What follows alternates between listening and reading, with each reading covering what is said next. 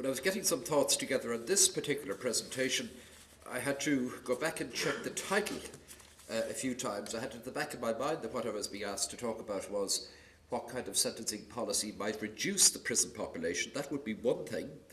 Then I thought it might be what kind of judicial sentencing can make imprisonment a sanction of last resort. It isn't quite that either. It's what kind of sentencing can make imprisonment a sanction, or can be conducive, if you like, to making to ensure that prison is a sanction of last resort. And the reason that those little details are important is that, first of all, when we think about sentencing, we tend to think about judicial sentencing. But it is important to realise, of course, that all three branches of government have very important roles in the sentencing process. The legislature has to establish what sentences are available, what range of sentences are available, and many other things besides. The judiciary, admittedly, are responsible for the selection of sentence in each individual case, but then, of course, the executive has the all-important role, that's the government, has the all-important role, or roles, in ensuring that there are adequate facilities available to implement the sentences that are imposed by the courts. They determine what kind of prison conditions exist, and they also, of course, determine how long people actually stay in prison.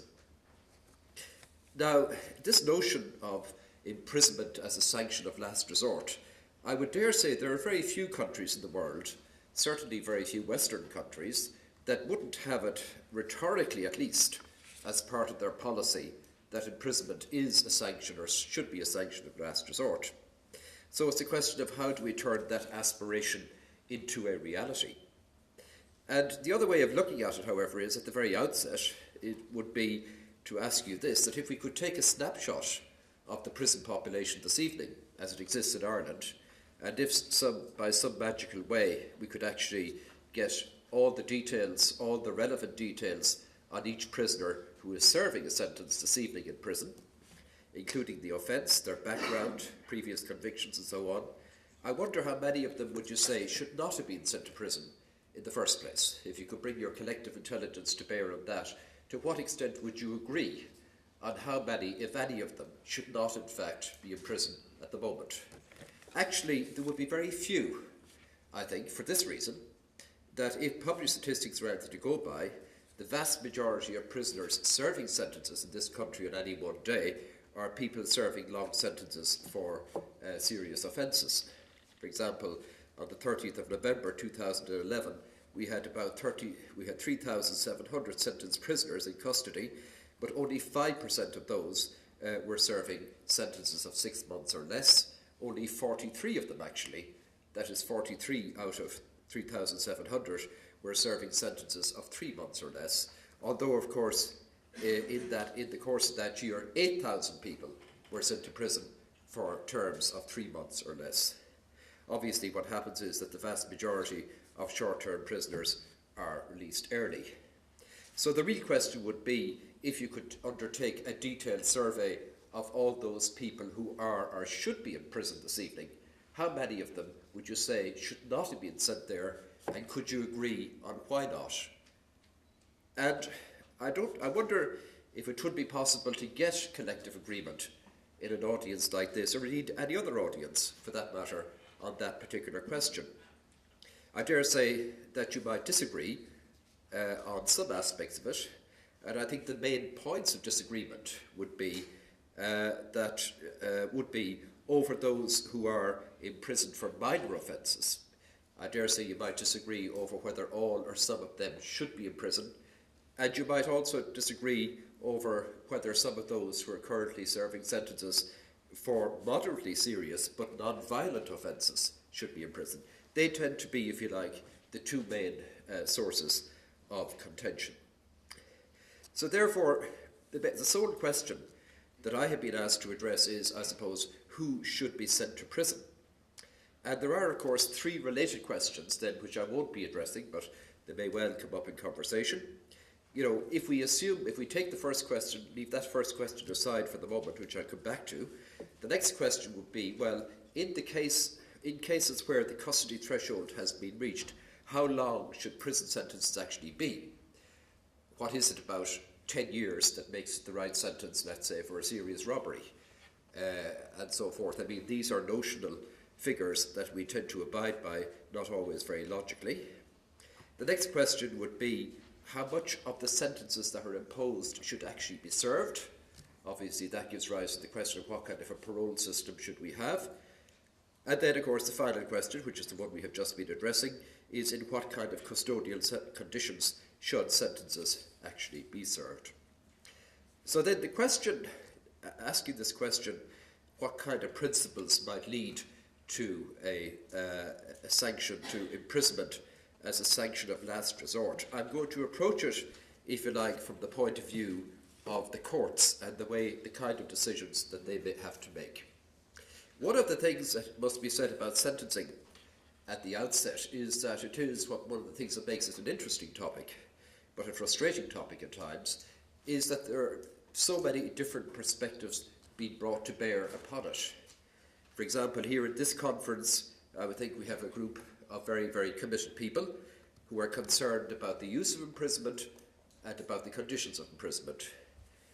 The last conference that I took part in was last July, which was a conference of judges who have, of course, a completely different perspective. It's not that they feel much differently than you do, in fact, about imprisonment, contrary to what you might think, or about conditions of imprisonment, but they are in the position where they have to make practical decisions on a day-to-day basis as to what to do about the offenders that come before them. It's very often said that sentencing is a highly discretionary exercise. Well, it is and it isn't. It is discretionary in that judges usually have a wide range of choice as to what kind of punishment they impose. But it is not discretionary in the sense that they have to make a decision. They have to do something which most of us prefer to avoid doing in our day-to-day lives, which is actually make a decision in respect of the person standing before them, which is something that most of us wouldn't want to have to do, and it has to be done very fast indeed. If you take a judge at the district court who has to deal with 70 judges of the district court have to deal with 500,000 offences a year, it gives you an idea of the speed with which some decisions actually have to be made. So, that is one perspective on it. There are different perspectives on this.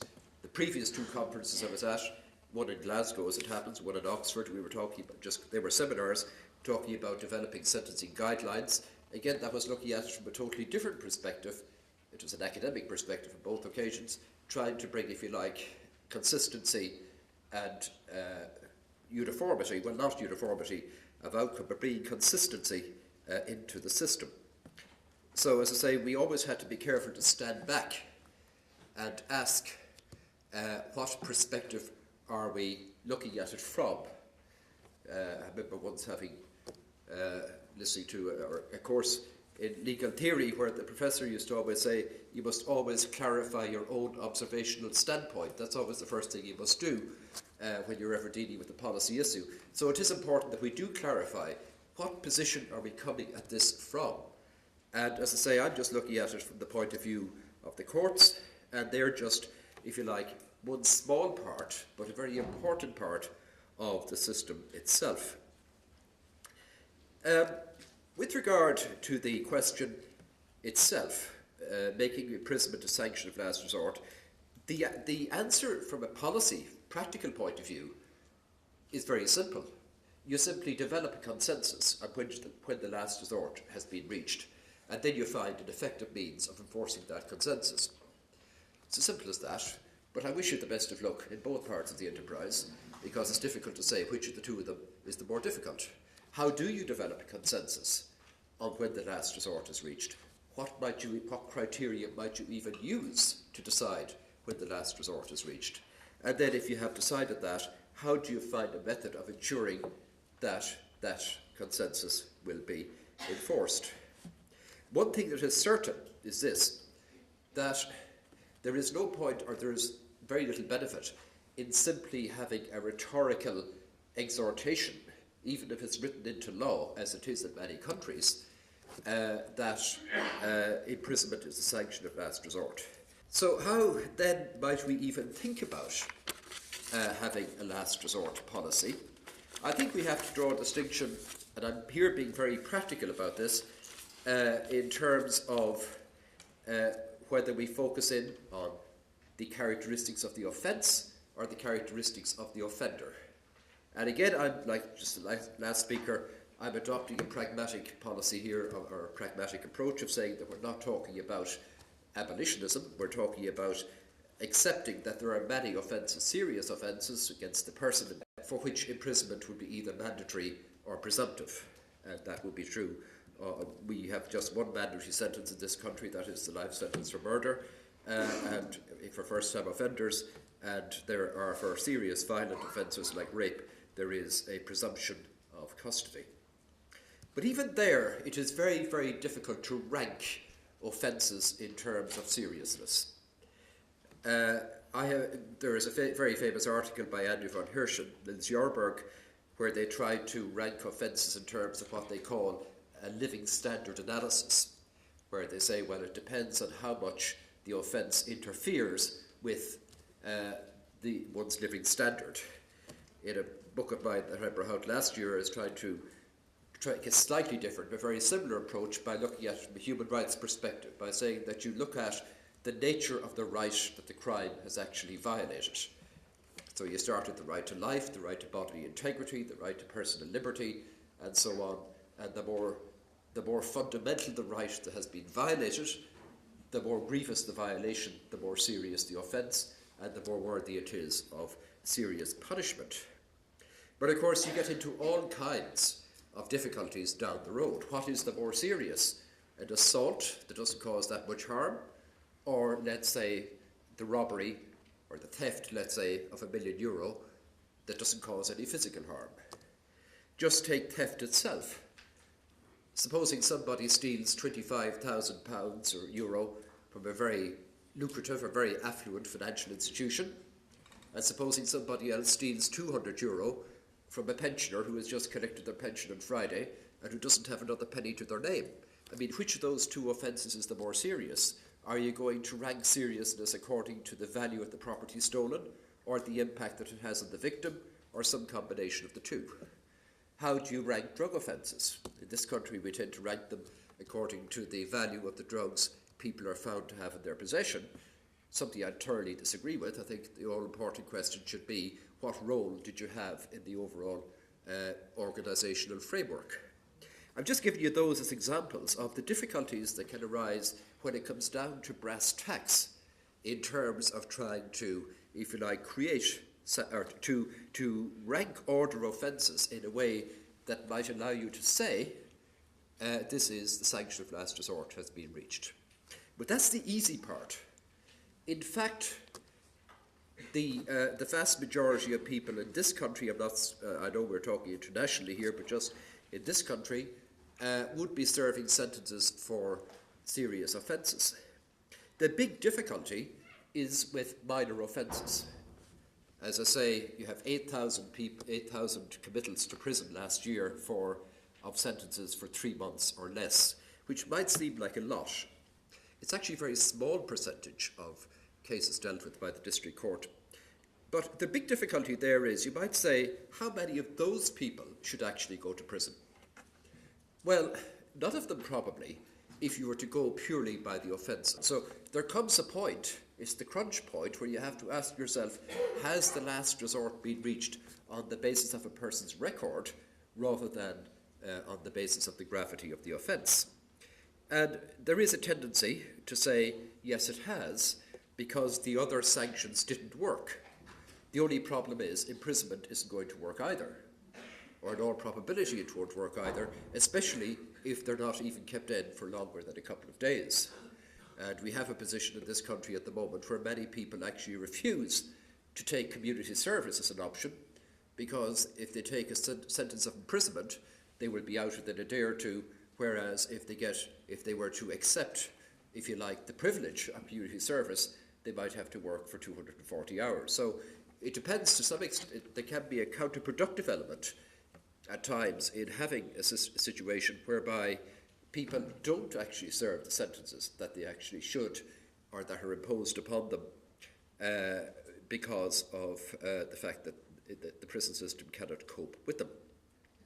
Now, I don't want to be too I don't want to be too complacent about this, because I'm not suggesting that this is the answer by any means. I'm just saying for the moment what the reality is on the ground. That is one of the most difficult aspects when you're trying to work out a system of sanctions of last resort. What do you do with the minor but highly repetitive offender? My own view, if you want, the answer is that a person should never be sent to prison on their record unless, in fact, the offence itself merits imprisonment. But then, of course, many offences might be deemed to merit, or at least to be eligible for imprisonment, if not meriting it. And then I'll just mention one other troublesome group, which we're told we should be thinking more about, and that is the white-collar offender. You know, this is one of the areas now where serious dilemmas, policy dilemmas, can actually occur. After all, you're talking about somebody who hasn't committed a violent offence. You're talking about somebody who will probably lose a lot by way of collateral damage, so to speak, as a result of their conviction and the loss of social status and all the rest of it. They will probably find imprisonment more difficult than other people might. So should they actually be spared imprisonment? I was just working on a short piece which I thought was appropriate at the time, because at the time I said it, about just a project I'm doing on punishing, which I'm calling punishing privilege. And I was hanging it on a case that occurred exactly a century ago, the case of a man called Cargill. One evening he was walking along a street in Hull when three young ladies ran up to him and asked him to buy, would he buy them a drink. And he couldn't very well refuse, because he had had, in the language of the time, connection with one of them. You know what that is, ma'am, now. A few short time before that. So they went off and had, in search of a place to have a drink, being careful, the law report tells us, to walk on different sides of the street. He was a gentleman and they were no ladies. But eventually, they arrived up at what was called a house of accommodation, which, reading between the lines, appears to have been a kind of a shebeen, with a few rooms available for very short-term occupancy, if you get the drift. And they went in to one of those rooms, where they had copious amounts of whiskey and port, and where he had sexual intercourse with one of the young ladies who turned out to be only 15 years of age. Now, he was one of the most prominent and important businessmen in Hull, and he must have been surprised a few weeks later when he was charged, he was convicted, he was sentenced, and he was sentenced to 9 months imprisonment. This called for drastic action. Thankfully, a new Court of Appeal, the Court of Criminal Appeal, had just been established a few years earlier in England. And they brought in Sir Edward Carson, who of course was born right across the road from us at the corner of Stephen's Green and Harcourt Street, and who, whether we like it or not, was the leading advocate of his day. He was brought in as counsel for the defence. And he attacked the conviction and his sentence with all his might. But sadly for him, the Court of Appeal, like Ulster, said no, and no again, to both. They upheld both the conviction and the sentence. And today, when people read that judgment, it's a very short judgment, but when you read the final paragraph, I think it's one of the most interesting. It has great resonance for today, because it said, okay, this man has suffered an awful lot, but he deserves to, because by virtue of the fact that of his status, the crime he committed was all the more serious, and therefore he has to take his medicine for it. In other words, it may be appropriate, I suppose, here at a Jesuit conference to say that it's a bit like what it says in the Gospel according to St. Luke: he to whom much is given, much is expected from him. And that's precisely what the Court of Appeal was saying there. Now, that is a very valid approach to take towards the sentencing of privileged offenders, like white-collar offenders, to say you don't deserve any leniency any more than the person than the ordinary criminal. In fact, if anything, you probably deserve more punishment. But there is a good example, again, of one of these policy dilemmas that's in place, where individualised justice might suggest that we should be less willing to send white-collar criminals to prison, but, if you like, social justice or social equity would say, well, we shouldn't allow them to escape prison, people who commit less serious crimes do go to prison because they happen to belong to a certain background, or because they have a certain kind of criminal record. So, having set out the problem, then, are there any solutions? I'm afraid I'm very much like the last speaker. It's very difficult to find solutions. People often say, well, we should have more alternatives to custody. Yes, easier said than done. For example, there was a good deal of celebration around the place this year when it transpired that, or just about a month ago, that there had been a significant increase in the number of community service orders imposed in the district court in this country in 2011.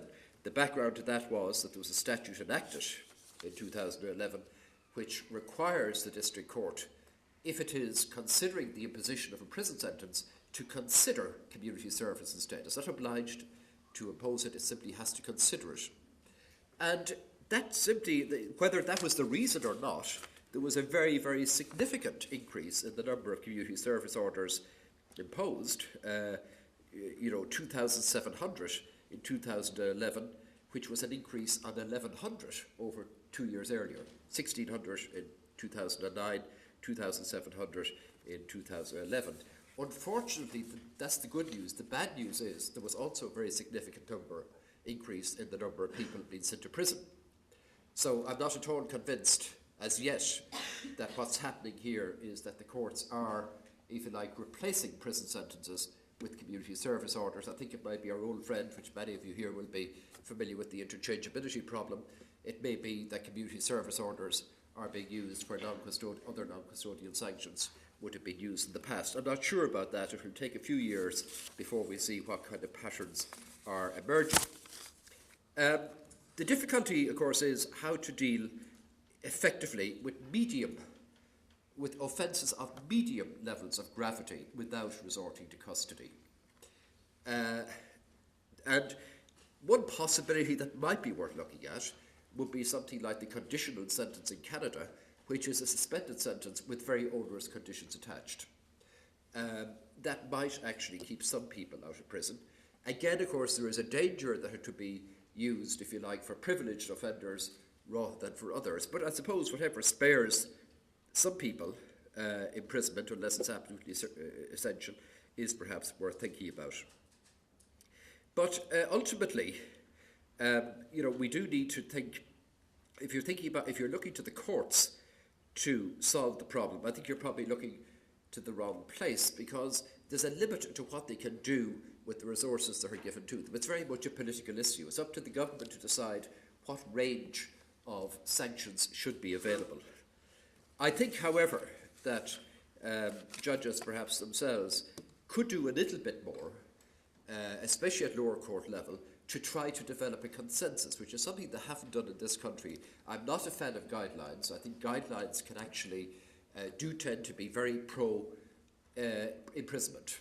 I mean, if you look at, that's true of the United States, it's true of England and Wales in the new the sentencing counts and guidelines. I mean, they're very sophisticated in every way, but you will find almost consistently that they will list more aggravating factors than mitigating factors, and they will, of course, tend to start off very often with the presumption of imprisonment. But I think at the same time that judges in countries such as this that have highly discretionary systems could do a bit more to develop a consensus among themselves, and a binding consensus, if at all possible, as to when it is appropriate to send, if you like, more minor offenders to courts. What is the role of previous convictions in particular? And finally, I think perhaps they might do a little bit more to sensitise themselves to the reality of imprisonment. I think every judge, and lawyer indeed, prosecutor, should probably have to go to prison for a while, or at least spend some time in prison, if only for a couple of days, maybe go home at night, admittedly, to see what it's actually like. I remember one of the great children's court judges we had in this country was Judge Eileen Kennedy, dead now for many years, but she used to preside over the children's court, and whenever she had to send a child to an institution, she used to go along every couple of weeks to visit them in the institution in the evening.